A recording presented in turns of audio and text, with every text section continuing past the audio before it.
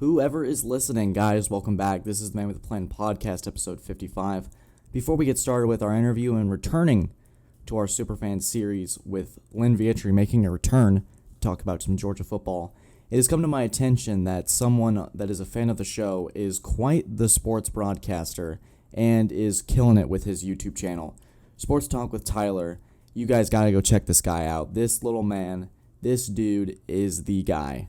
If you're thinking of people in the future to look out for on CBS, calling the Super Bowl, calling the college football playoff, or calling a Panthers game, this is going to be the guy. He is great with his videos. He's actually got a YouTube channel. I'm going to drop the logo right here so you guys can see. He's got an intro. He's got a desk. He's got all the stuff. He's very professional. You guys got to check this person out.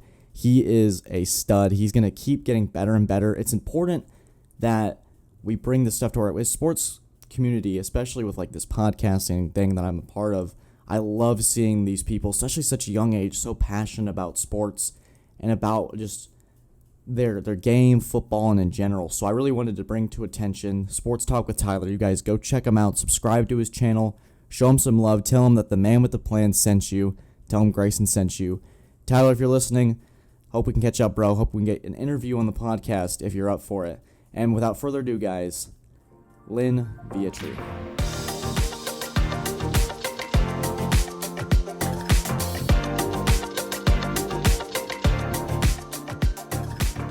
We're glad to have you in. Whoever's listening, this is the Man with the Plan podcast, episode 55. Joining us today is our returning guest for the first time in this podcast history, Lynne Vietri, part of the Superfan series. Last spring, we talked Georgia football, Kirby Smart's urgency. It's crazy to see how things have panned out. Lynne, welcome to the show. Grayson, thanks for having me again, second time. It's exciting. Yeah, and I think it's crazy how last spring our conversation, and I think for today, it has completely shifted in a tone. I really am just amazed how we look at that Clemson-Georgia game and how we were believing it to be this amazing shootout, and then it ended up being, we were both there. It was an electric atmosphere after COVID. And then all of a sudden, it was a punting contest. It was defensive slugfest. What did you see from that game, and what have you seen from Georgia so far, that sheer dominance? Well, I tell you, I went back and I listened to our interview just to refresh my memory of what we were talking about. And some of our phrases and somebody's going to have to win in a shootout was what we were talking about. Somebody's just going to have to figure out a way to win in a shootout. And, boy, couldn't have been farther from that. Hardly any points scored. We got lucky, got an interception, a pick six, scored on defense, and then the rest was even. Crazy game. Didn't see that one coming. I really thought that there would be points going back and forth. I just was completely shocked. Sitting there in that stadium and nobody could score. It was unreal. I think Georgia's defense has stayed the course. They've been super consistent all year. They've really done a good job of getting the quarterback, creating turnovers. And I think you saw that with Clemson. And it's weird how that one game can establish the destiny of certain teams, because now Clemson's 4-2. They're kind of in the middle of the ACC looking to get back to the top. And you have Georgia, who's number one in the AP poll, looking to pretty much dominate the SEC till they play Alabama, which we all eventually believe will happen. But we're skeptical. But I really want to ask you, it's been a carousel for the quarterbacks this year. You have JT Daniels, who started that first game against Clemson and has been out with what appears to be a lat or an oblique injury. Could you elaborate on that and tell us what's going on there? Well, it was interesting because going back to that Clemson game, I think, we were all a little bit like, JT Daniels just doesn't look like JT Daniels. And first game of the season, going in, you never really know who's going to look like what. You guys are starting a quarterback that hasn't played much. We're starting JT Daniels, who we thought was a known commodity, and we thought we knew what we had. Coming out of that game, and I don't know if the injury occurred in the game. It's still a little bit fuzzy, the details, but he came out and basically had a lat injury, which then led to an oblique injury. I guess when you're favoring something, then something else can easily get shifted or strung out, and I believe that's what happened, and we really haven't seen him much since. It's interesting that basically we're in the same spot offensively as we were last year. This time, we're going into the Florida game. Stetson Bennett looks to be our starter. I know Kirby said last night that both of them are going to play. But I definitely did not think we were going to be here again. I'll say that. And with going to a Florida game, Florida is definitely looking weaker than they have last year. They don't have Kyle Pitts. They're rotating through quarterbacks. Anthony Richardson looks pretty good. But do you support that, like you mentioned earlier that Kirby said both of them are going to play? Do you think for a team that's going on a national championship run, is that the right move to go with? Or do you think Stetson Bennett should just roll all the snaps so that the receivers, the tight ends, the running backs, everybody has a set chemistry, everybody knows who's going to be under center? Well, I think Kirby is it's a smokescreen. The narrative of that we're going to play two quarterbacks from here on out for the rest of the season, that's just coach speak. Somebody is going to end up playing the majority of the snaps of these games. I honestly think that he doesn't know how long JT Daniels will be able to play with this injury into a game. Can he play half a game, a quarter? What's he going to be able to play? I think that's where he's going with this decision. My opinion is that if we are going to make a run at a title, we've got to have JT Daniels in there for some capacity, most of the capacity. Don't get me wrong, Stetson Bennett he's so valuable because nobody has a backup quarterback that can do what he's doing right now. I don't think there's a single team in the whole nation that has got that as just a luxury. But I think we have to have a different component to go all the way. And I'll tell you this, the Florida game coming up, that's the scariest game we have left in our roster. Ooh, okay. I like that. That was actually leading the next question with the Florida game. I said besides the obvious, because Georgia wins out, they win the SEC East, they're going to play Alabama. The writing's on the wall. It's been on the wall since, it feels like the Clemson game, since we've established that Bryce Young's pretty darn good. So what is it about Florida that worries you besides the obvious rivalry, things could potentially all come together for Florida? Maybe Dan Mullen finds his guy with Anthony Richardson. And you said that you want JT Daniels to play more snaps or all of the snaps. Is it something that he brings to the table that Stetson doesn't? Or is it just that he brings more of a presence to the pocket and makes better decisions with the football?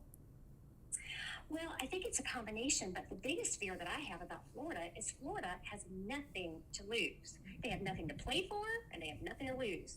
So Florida is going to bring all of the tricks, and Dan Mullen I think he's kind of on the hot seat. I might be wrong about that, but if I've heard enough Florida information, and I've seen enough boards of Florida fans that they're ready to hit the road, Jack. So this is his opportunity to, try. And the only thing that they can do at this point in time, in my opinion, for Florida, the only thing they can do to salvage their season is to beat us. So when that is your directive, and you've got one thing left for the whole season, it is to beat Georgia. That worries me. Yeah, and I feel like you have a team, especially with those rivalry games, you always have a team probably on a down year, or they're not doing as well as they'd hoped. The season is saved with the fan base, with the athletic director, with the coaches, with all the board of trustees, all the donors. Hey, if Florida goes 7-5, well, at least we beat Georgia and took them off the national title discussion. Absolutely. Yeah. That is what is my biggest fear, because Florida, nobody is going to say that in any way that they want to help us, not want to help us. We want to help them. We hate them. I think when it boils right down to it, that Florida, it would absolutely make their year if they could find a way to screw us out of the SEC East. Now, something I found interesting is, as you kept talking about that quarterback rotation between Daniels, Bennett, do you see any parallels to the 2018 team or when you had Justin Fields in town? Because we did talk about Justin Fields and that whole situation when we last spoke in the spring. Do you see any similarities with this Stetson Bennett, JT Daniels QB? I don't want to call it a battle because they necessarily haven't been competing for the last couple of weeks, but are you seeing with what happened to Jacob Eason, a really talented quarterback, goes down and then Fromm has all the momentum, so they decide, hey, we're just going to roll with what works, and Eason eventually transfers. Do you see something like that happening? I really don't. I think JT Daniels is our QB1. I think that he's got an injury that is difficult to maneuver and difficult to manage, and I think that the nature of the injury has everything to do with how you throw the ball, how far you can throw the ball, how many times you can throw the ball. And I really don't think it's an Ethan Fromm type of situation where he's going to lose his job. I just think that we're in a situation where we just don't know how well and how much he can play at his full potential. Okay. It really is something that's been on my mind the last couple weeks, especially as we started to set this up. I was thinking, this feels all too similar to a Georgia team in 2018 that went to the national title game and had that quarterback controversy that really carried them through that playoff discussion. Was Jake Fromm came out of nowhere because Jacob Eason was pretty darn good, and he's now the backup for the Colts, which is crazy. Yeah, he was a great player. Circumstantially, with that though, it just ended up being that Jake Fromm did what he needed to do and had all of those first team snaps the whole time. So you kind of get into a situation where Fromm had been practicing with the first team. He'd been playing with the team. And when you're in a situation like that, it's just kind of hard to take him out. But this is a little bit different, I believe, because I think when JT Daniels comes back at his full strength and his injury has gone by the wayside, I do think everybody can see that he is the better quarterback. And so unless I'm way off, I really think JT will return as our quarterback when he can. And again, I don't know how long that's going to be. I don't know if he can play a quarter. And I think that's why Kirby was making, was letting everybody know kind of what the status is. And he said going forward to the end of the year. So it's not just a game-by-game thing. It's just he's looking at it saying, okay, I think JT Daniels is getting better, but to what degree? And when he starts playing, is that going to is it going to move him back with his rehab? I don't know exactly how that injury works, but that's what I'm getting, and that's what I'm hearing, and I think that's kind of what Dog Nation is accepting at this point. I think you hit it right on the nose with Stetson Bennett. Is a very nice luxury to have. Not many college football teams can have. What I was saying when Stetson took over, that he was one of the best backups in the nation. You had a similar situation where when Trevor Lawrence went down, and this is like I'm comparing apples to oranges here, but Chase Bryce was a guy when we had Trevor Lawrence as a freshman, we as a fan base were pretty comfortable if he came in that he'd be able to win us some games should like Lawrence start to struggle or should Lawrence have an injury late in the season. That same situation we felt with DJ. I don't know if those same people would say the same thing now whenever DJ was a freshman, but that's a discussion for another time. I want to talk about Georgia's offense and how they've significantly, it feels like they've improved each game. They've opened up the offense a little more. Stetson Bennett's making right throws, right choices. Can you elaborate on what Georgia's done specifically to improve as an offense, especially after that Clemson game where they only really put up 3 points and was able to get that pick six? And that's what I thought Georgia was going to be. They were going to be a team that on offense they were going to just do what they needed to do, and their defense was going to make plays for them to win them the game. But it feels like Georgia's offense has started to pick up the load on their side, and it looks really dangerous when that all comes together. Yeah, I definitely think that our offense is improving every week. The crazy thing about it, Grayson, is that we are playing without probably 10 players that would normally be in the game. Receivers. We've got a running back out. It's hard to imagine what we actually would look like if everybody was somewhat healthy, because it'd be a whole different team out there. And we're doing well with Stetson Bennett and our third and fourth and fifth string receivers. And, we've got some young guys who have really showed up and showed out because, they were 4 or 5 down on the depth chart. Now they're number 1. So it's been really interesting. We've got a kid, Lat McConkey. I've never even heard of him, I'll be honest with you. I didn't know where he came from. He shows up this year. He was way down on the depth chart, obviously. I think he's a redshirt freshman. And he's catching balls. I mean, small frame. You just not the kind of kid that you would expect is going to go out there and do what he's done. But man, he's showing out. So it's been strange, because if you think about how teams practice, you've got your first team quarterback, you've got your first team receivers, and that's who they practice with all season. I know they they go around a little bit and switch things out. But generally speaking, you've got your first team quarterback and he's practicing and getting reps with all your first teamers, and none of them are there. So it's been an interesting. I just, as we evolve and people come back and players get back, it'll be interesting to see what we do.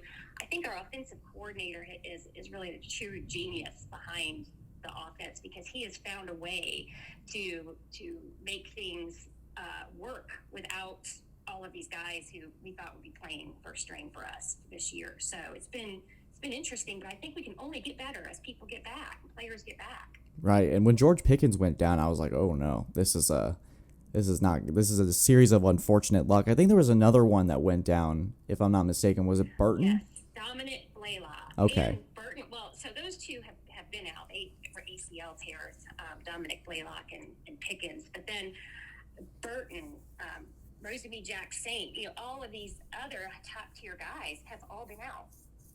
Wow. From the beginning. So it could look a lot different at the end of the season, or who knows? Maybe it looks the same. But I think the beauty of it is somehow we have found a way to score some points with, maybe not necessarily the fastest. We have Arian Smith. He's a track kid. He's out. He'll run right past you, and we need a quarterback who can throw far enough, for him, because he's going to pass it. And he's been out. So anything can happen. It might work to our advantage, because these teams can't really prepare as we get farther in. One of these days, Arian Smith's going to show back up on the scene. Are they going to know enough about him to prepare for him? Maybe he'll be a surprise. Yeah, that's really something that is that late stretch where you have somebody come back that provides a spark for the team. It's going to be really interesting to watch. Who has been, besides that wide receiver you mentioned earlier, has there been anybody else this year that's been a standout that you didn't really expect or expected to perform, but now that you've seen them in action, it's really surprised you? Well, we have a kid on offense named Brock Bowers. He's a tight end. He's a true freshman. He's out of California, Napa, California. You don't really hear of a lot of football players coming out of Napa, California. But big guy shows up on the scene, and he's been unbelievable. He's been SEC Freshman Player of the Week several times, Offensive Player of the Week.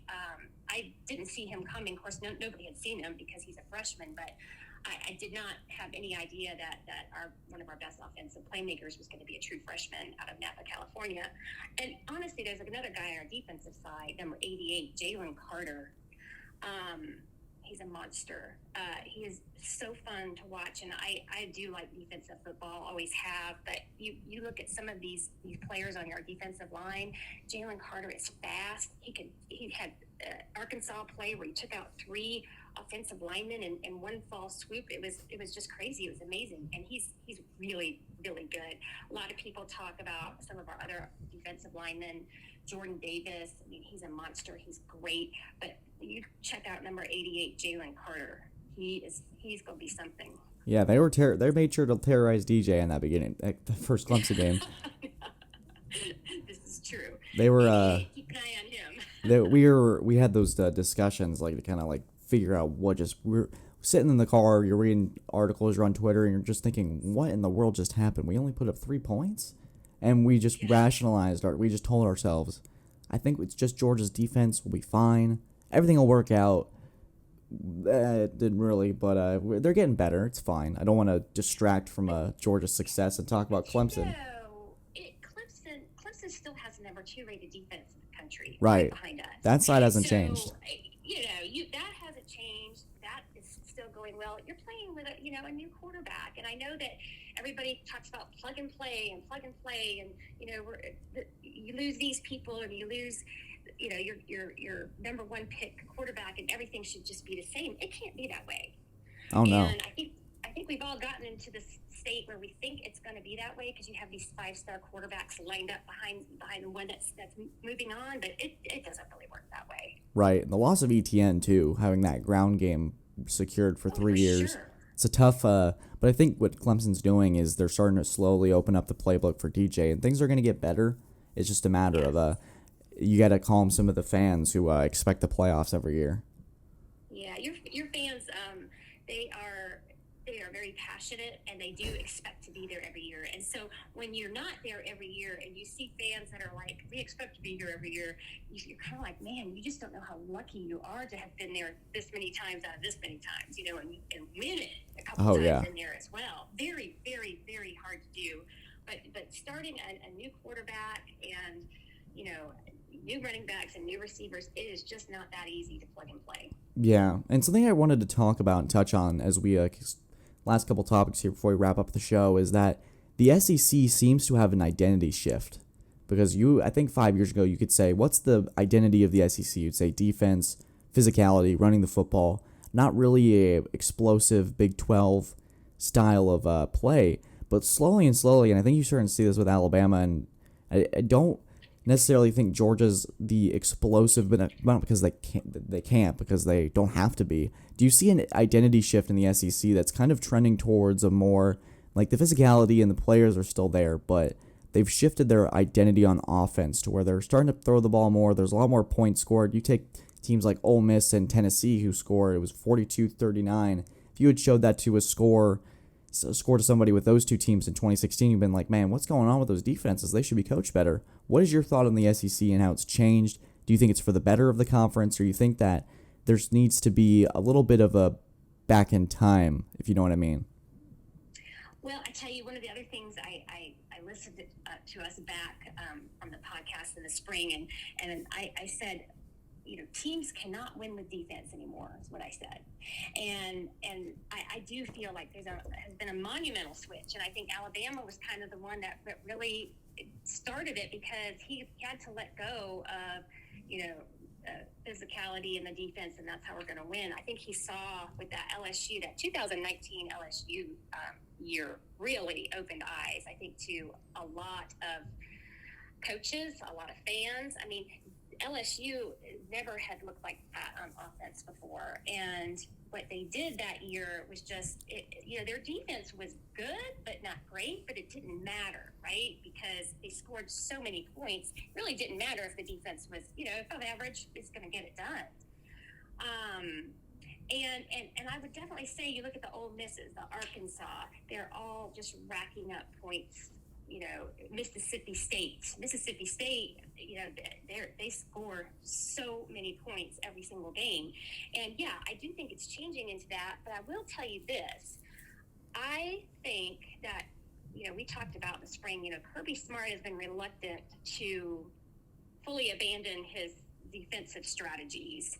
And I think this is the first year where we've had the players to actually execute what he wants on defense.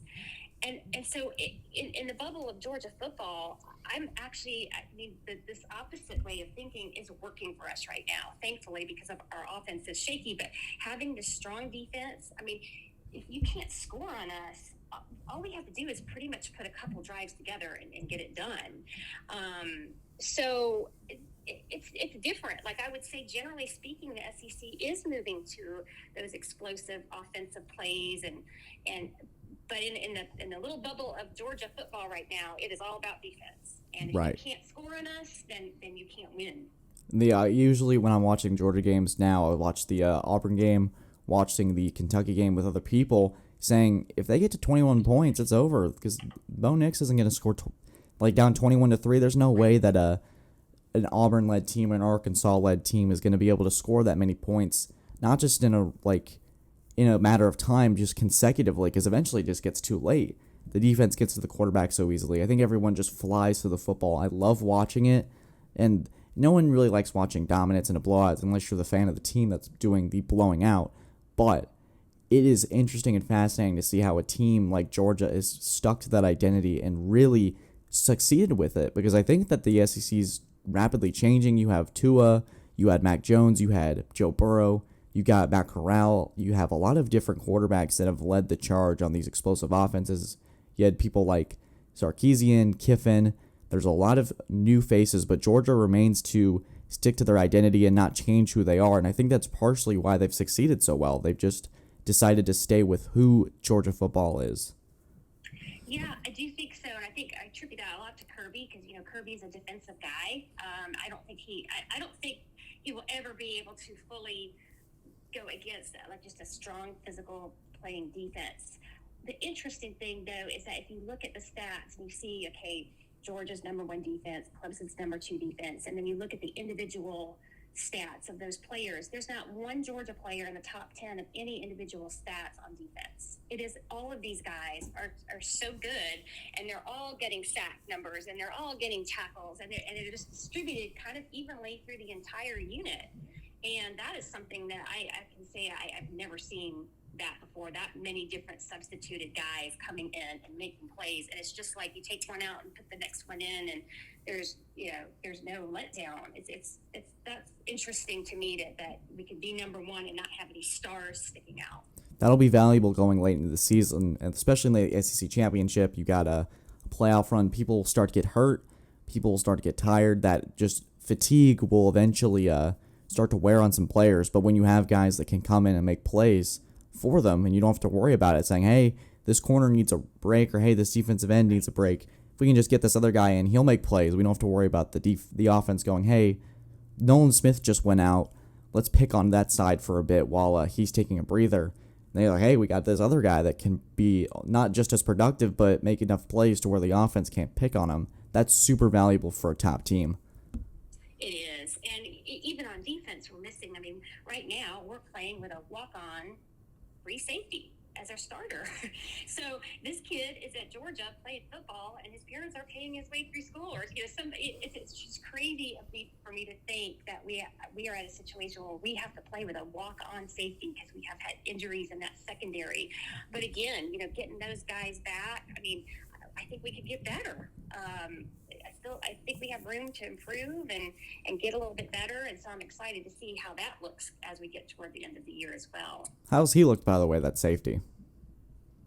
He's a good player. He doesn't have a lot of experience playing, first team ball, but he's doing his job. And as soon as there's a scholarship available, Kirby said that he was going to get one. He comes to work every day. He, even as a walk-on, he was so far down the depth chart, he didn't think he'd ever see playing time. And here you go. You get, this safety gets injured. You got two corners out. This one just tore his ACL, and boom, you're on the top. So you just never know what can happen. Life comes at you quick. Sure can. All right, to wrap up the show, I want to hear what your playoff predictions are, because you're not only just a Georgia fan, you're a really well-in-tune college football fan.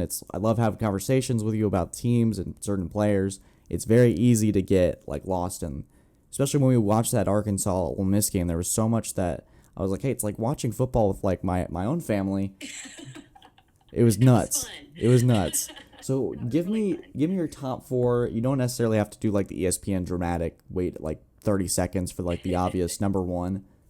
For my team, my top four, I have Georgia at 1, just obviously. And I have Cincinnati at 2. Would really like to see them have a group of 5 appearance. Not necessarily think they'll beat any teams in the playoffs, but it'd be nice to see new faces. Then Ohio State at 3, and then I got Oklahoma at 4. Do you agree with that list, and what is your top 4? Yeah, I have the exact same teams on my top 4. I've got Georgia number 1. I have Ohio State number 2. I've got Cincinnati number 3, and I've got Oklahoma number 4. Okay. That's and I think I mentioned this earlier to you before we got on, but I hate to put a top 4 teams in if I haven't actually seen them play, and because the eye test really means a lot to me. And I can honestly say I have not seen 2 of these 4 play, so I'm kind of going a little bit blindly into it, but there's a big difference between Georgia being 6-0 this year and Georgia being 6-0 last year. Just prior to some of these games being played, the eye test is completely different for me. And then you probably say the same thing about Clemson. You think, a Clemson with 1 record this year and then a Clemson with the same record next year, it could be totally just the way they look and right. The way how good you think they are. So I'm going blindly on that, but I do have the same 4 teams in my top 4. Right, and I've had the chance to be able to watch all of these teams play because we are not shameless plug running Cover 2. Go subscribe at Tiger Vision. But we have been able to watch Cincinnati before Clemson games when they played Notre Dame. Their defense looks really good. Ohio State's improved each game. I've watched them against Minnesota and thought, oh no, this is not good. And then Oregon, I was even more panicking, but at the same time, I was a little bit happy. Sorry, Ohio State. And then Oklahoma with Caleb Williams and Spencer Rattler. That's been fun to watch with that Texas game. So it's interesting this year because we have so many new faces, and I don't think it'll be the same old. And well, obviously for one, they probably won't be a Clemson team. There won't be this guaranteed slot in at number 1 and 2 where you can just put Alabama and Clemson in there and say, hey, that's the 1 and 2. The rest of you guys figure it out. This year's interesting. It's wide open. There's more teams. I love that for college football. I guess this adds one more question. Do you think this is good for the CFP, especially as they start to have that 12-team playoff conversation? The more new teams that are able to represent their conferences, their geographical areas, I think that's really good for college football as a whole. It's great for college football. The joy of college football used to be that everybody was involved. The whole country was involved. Everywhere from USC out west to Oregon to all these teams, and it was a lot more interesting when it just wasn't so dialed into the top spots. And it's just going to be much better for college football when we get a system that is inclusive of more teams. Not to say that you're going to you might still have the same 4 or 5 or 6 teams at the top, but everybody is going to get a shot. And a lot of times it's just about, the hope that you have a chance. Right. And you can, in any game, anything can happen. Anything can happen. We've seen it. We know it. But generally speaking, I think we exclude a lot of really fun fans by just having, a top 4. I think it's going to be a lot of fun when we add some of these other teams in and go to a 12 or 10 or whatever they end up deciding to do. I think it's going to be a great time. Really cannot wait. All right, guys, that wraps up our show today, our interview with our Georgia Superfan, once again, Lynne Vietri. Do you have anything you want to say before we end the show? No, thanks for having me. It's been a lot of fun. I'm looking forward to the rest of the football season, as I know you are, and go Dogs. All right, guys, this was our interview with Lynne Vietri. Subscribe for more or leave a 5-star review to let us know that you enjoy what you're listening to. This is the Man with the Plan podcast, episode 55. Stay safe, take care, and have a great weekend.